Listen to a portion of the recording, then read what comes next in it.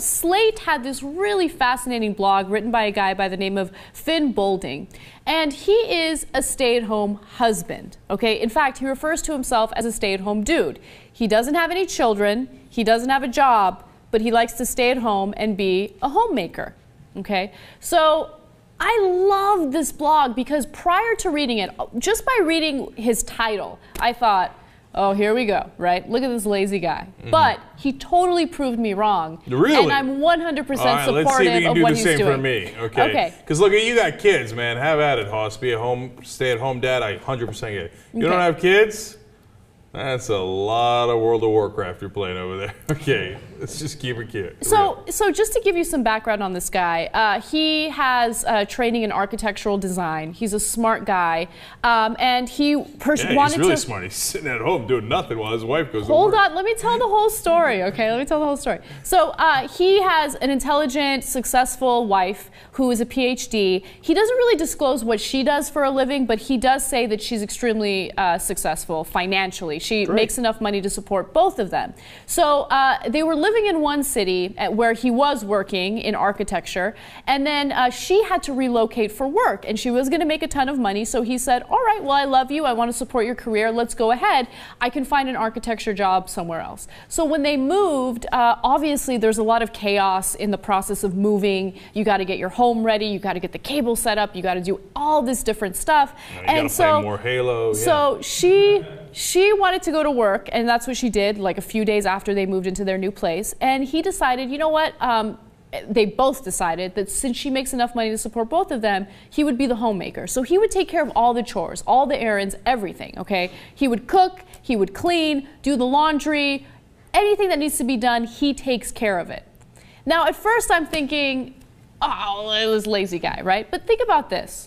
Why is he lazy? First of all, homemaking it might be easy relatively speaking, but it's still work, right? And these are still errands and chores that you need to get done. And what usually happens with American couples, they're both overworked, they're both exhausted, so when it comes to free time, what do you do during your free time? You spend all that time either cooking or cleaning, doing your errands, all of these chores. You don't get time to enjoy one another. So if one person is making enough money to take care of both of them, why not take advantage of that? That way, when you have free time, you genuinely have free time and you can enjoy one another. No, don't get me wrong. The guy's a genius. I love it. I love it, and I support it. Yeah, I just couldn't do it. I couldn't do it. I mean, like, so, what do? I go run errands. I clean. I don't know. Look, maybe I'm a jerk. Maybe I'm, chauvinist. I don't know what it is. Like, I don't. You're not a chauvinist. You believe in traditional gender roles. Even though you want to believe that you're progressive, you are definitely a traditional gender role kind of guy, okay? And on top of that... No, but I'm not telling my wife to stay home and do all that stuff, okay? She works, I work. Nothing wrong with that, right? I'm not like, oh, you need to stay at home and take care of the family or anything. I'm just saying, I can't do it, man. I hunt.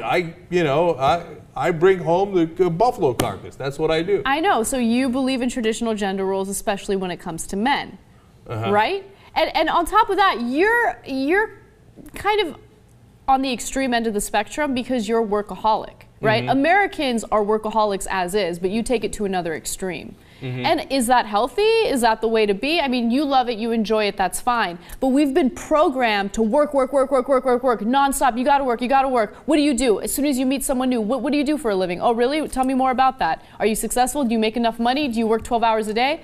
Okay, let me ask you this, okay, yes. Miss Full of It.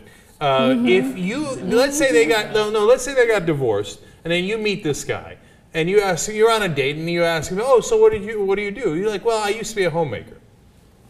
Okay, first of all, done. No. Done. No. Tell me I'm wrong. He has training in architecture. He's not just like some slob who's like sitting on his ass doing nothing. Yeah, he got a lot of training. So if he, first of all, if he got training, you're the worst. Okay, architecture is not a joke. That's a very difficult field of work. So that's why he's not doing it. Okay, so if he got a divorce, obviously he needs to support himself, and that's when he puts his education to use. He was working at one point. It's not like he comes from like a lazy background, so he'd be working, that's fine. And by the way, if I'm making a ton of money, if TYT starts paying me, the big bucks, and I could take care of him, I'm totally fine with that as long as he does this shit that I don't want to do, which is the cooking and the cleaning. Yeah, not buying it. What do you guys think? Kim just nodded yes, so she's in agreement with me. And you guys are full of shit. No. Before we even go to Jesus and Jared, no, I'm calling bullshit on both of you. No. Okay? No. Your guy is sitting around at home. Yeah, he did all the cooking and cleaning. First of all, you're not even going to like that. Okay? But second Why of do all, you think that? no, even if you did like it, then he's sitting on his ass, smoking weed, playing video games, etc. You are going to hate him. You're not going to like that. You're right. I knew it. You know what that is? That's a walk-off home.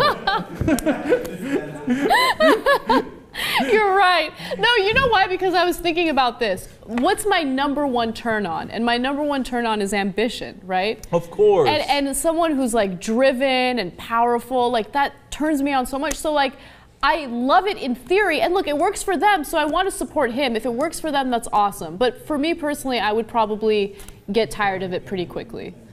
Yeah. I'm sorry. I tried to be open-minded.